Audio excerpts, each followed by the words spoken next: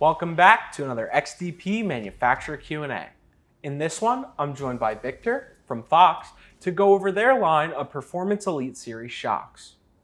So Victor, what sets the Performance Elite Series apart from the Performance Series in terms of construction and capabilities? Good question. The Performance Elite Series is going to move the driver into a larger body shock. So we're moving from a 2-inch to a 2.5.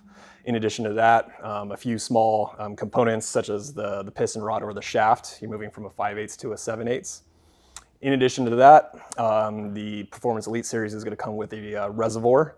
Either it could be piggyback or remote, depending on the application. And with the reservoir, it also incorporates our DSC adjuster, which is our dual speed compression adjustment, to allow the driver to fine tune their ride based on conditions or how they're using their vehicle. How does the oversized shock body improve heat dissipation and oil volume? Well, the body material, we can start with that. It also being aluminum in the Elite Series as well. But the biggest takeaway is that the last thing you want in a shock is heat, because whenever the gas and the oil starts to mix up and cavitate or foam, you start to lose ride performance. So having a larger body shock ensures more oil capacity, more oil volume, thus keeping the shock much cooler. So the Performance Elite Series offers a wide range of adjustability. How does this benefit the driver that's constantly changing terrains and load conditions? Well, the DSC assembly handles that, allows the driver to independently fine-tune their ride. They'll have the option of adjusting their high speed independent of the low speed. Low speed is going to be predominantly your normal everyday driving, your left to right sway, overall ride comfort, and the high speed is going to be for anything significant as far as like large potholes, when the vehicle is off-roading, or even towing as well.